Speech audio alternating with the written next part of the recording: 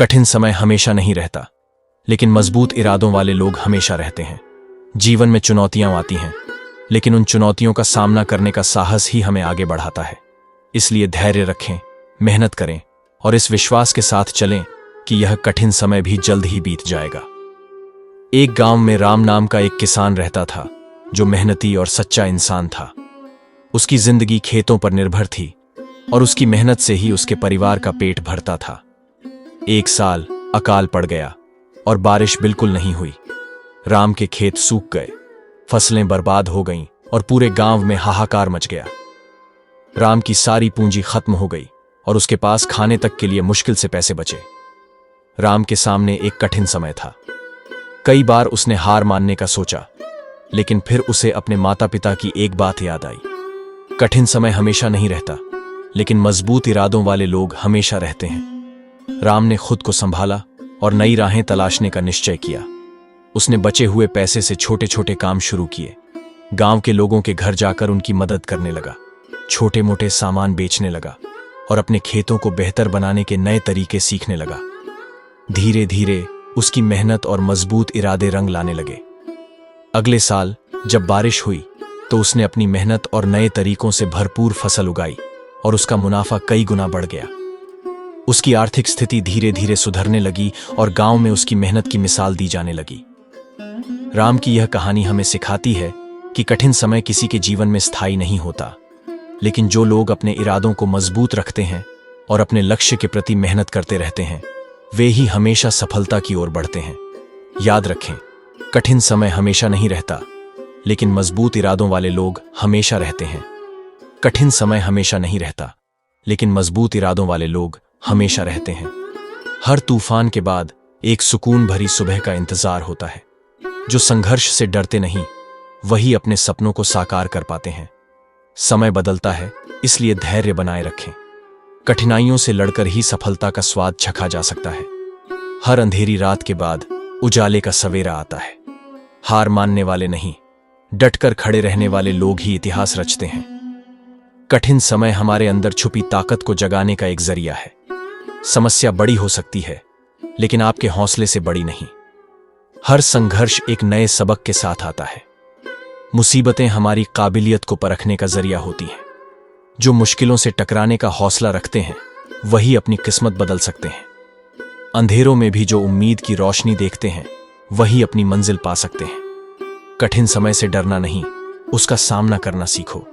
बुरा वक्त ही हमारे अंदर की असली ताकत को सामने लाता है। हर मुश्किल हालात हमें कुछ नया सिखाते हैं। हिम्मत और विश्वास के साथ डटे रहो, समय जरूर बदलेगा। हर पत्थर ठोकर नहीं, कुछ हमें रास्ता दिखाने के लिए होते हैं। जो सहता है, वही अंत में जीतता है। धैर्य के साथ सही वक्त का इंतजार करो, सफलता अवश्य मिलेगी। संघर्ष से मिली सीख सबसे कीमती होती है। अपने सपनों पर भरोसा रखो, कठिन समय भी गुजर जाएगा। जो मुश्किलों में डटे रहते हैं, वही अपने सपनों तक पहुंचते हैं। हर बुरा वक्त एक नया सबक लेकर आता है। बाधाओं से घबराने वाले कभी जीत नहीं सकते। समय बदलता है, इसलिए खुद को संभालना सीखो। जो साहस से डटे रहते हैं, वही आगे बढ़ते हैं। मुश्किलें हैं, लेकिन तुम्हारे इरादे उनसे मजबूत हैं। धैर्य और साहस से ही कठिनाइयों पर विजय पाई जा सकती है। कठिन समय भी हमें और मजबूत बनने का अवसर देता है। कठिन समय हमेशा नहीं रहता। ये कहावत हमें जीवन की सबसे बड़ी सच्चाई की याद दिलाती है। कठिनाइयां, संघर्ष और परेशानियां हमारे जीवन का एक हिस्सा है, लेकिन ये हमेशा के लिए नहीं होती। हर मुश्किल दौर के पीछे एक उज्जवल भविष्य छुपा होता है। ये वो समय होता है जो हमारे साहस, धैर्य और संकल्प की परीक्षा लेता है, और यही परीक्षा हमें एक मजबूत इंसान बनाती है। तो चलिए इस विचार को समझते हैं और अपने जीवन में सकारात्मकता और आत्मविश्वास को बनाए रखते हुए आगे बढ़ते हैं। जिंदगी चुनौतियों से भरी होती है और कभी कभी ऐसा लगता है जैसे पूरी दुनिया हमारे खिलाफ है। लेकिन सच्ची ताकत कभी न गिरने में नहीं, बल्कि हर बार गिरकर उठने में होती है। यह कहानी एक साधारण व्यक्ति की है, जिसने अनगिनत कठिनाइयों के बावजूद आगे बढ़ने का साहस पाया। आइए उस प्रेरणादायक यात्रा में डूबें, जहां उसने अपनी असफलताओं को सफलता की सीढ़ियां बना लिया। आइए इन कहानियों के माध्यम से गीता के अनमोल विचारों से प्रेरणा लें और अपने जीवन को नई दिशा में आगे बढ़ाएं। यह कहानी है छोटू की हिम्मत कि किसी गांव में छोटू नाम का एक छोटा लड़का रहता था। छोटू बहुत ही चंचल, समझदार और खुशमिजाज था। उसे पढ़ाई के साथ साथ खेलकूद में भी बहुत मजा आता था, लेकिन उसके मन में एक कमी थी। हर बार जब भी उसे किसी कठिनाई का सामना करना पड़ता, वह हिम्मत हार जाता था। वह अक्सर सोचता था, मैं क्यों कोशिश करूं जब मुझे लगता है कि मैं हार जाऊंगा। एक दिन स्कूल में खेल प्रतियोगिता होने वाली थी। गांव के सारे बच्चे उस प्रतियोगिता के लिए तैयारी कर रहे थे। छोटू भी अपने दोस्तों के साथ दौड़ में भाग लेना चाहता था, लेकिन उसके मन में संदेह था कि वह दौड़ जीत नहीं पाएगा। उसकी मां ने उसकी यह चिंता देखी और उसे समझाया, बेटा, जीतना ही सब कुछ नहीं होता। असली खुशी उस मेहनत में होती है जो हम किसी काम को पूरा करने के लिए करते हैं। कोशिश करना कभी बंद मत करना। मां की बातों ने छोटू के दिल में कुछ हलचल मचाई, लेकिन वह अभी भी थोड़ा घबराया हुआ था। खेल प्रतियोगिता के दिन सभी बच्चे बहुत उत्साहित थे। दौड़ की शुरुआत हुई और छोटू दौड़ने लगा। कुछ ही समय में वह थकने लगा और उसके मन में हार मानने का ख्याल आने लगा। तभी उसे अपनी मां की बातें याद आईं। कोशिश करते रहो, हार मानने का मतलब है कि तुमने खुद को मौका ही नहीं दिया। छोटू ने अपनी हिम्मत बटोरी और पूरी ताकत से दौड़ने लगा। हालांकि वह दौड़ में जीत नहीं पाया, लेकिन उसने अपनी पूरी मेहनत और हिम्मत दिखाई। दौड़ के अंत में उसे भले ही कोई इनाम नहीं मिला, लेकिन उसके दिल में एक संतोष था। उसे महसूस हुआ कि हार जीत से ज्यादा महत्वपूर्ण है कि हम अपना सर्वश्रेष्ठ दें। प्रतियोगिता के बाद छोटू अपने घर लौटा और मां से बोला, मां, मैं दौड़ में नहीं जीत पाया, लेकिन मुझे अब समझ में आ गया कि असली खुशी अपने डर और शंकाओं को हराने में है। मां ने छोटू को गले लगाते हुए कहा, बिल्कुल सही बेटा, यही जिंदगी का असली सबक है। हमें कभी हार मानकर रुकना नहीं चाहिए। इसके बाद छोटू ने कभी किसी भी चुनौती से डरकर हार मानने की सोची नहीं। वह हमेशा हर परिस्थिति में अपनी पूरी मेहनत और जोश से काम करता, चाहे परिणाम कुछ भी हो। उसकी हिम्मत और आत्मविश्वास ने उसे गांव के सबसे प्रिय और साहसी बच्चे बना दिया।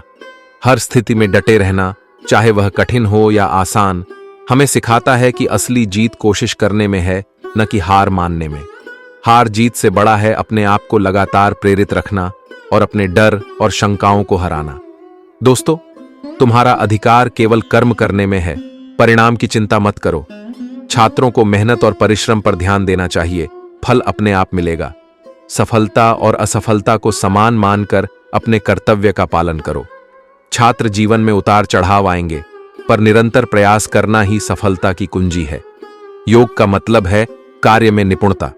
छात्रों को हर काम ध्यान और एकाग्रता से करना चाहिए, ताकि उसमें श्रेष्ठता प्राप्त हो सके। न तो कभी निराश हो, न ही मुश्किलों से भागो। हर चुनौती का सामना साहस से करो।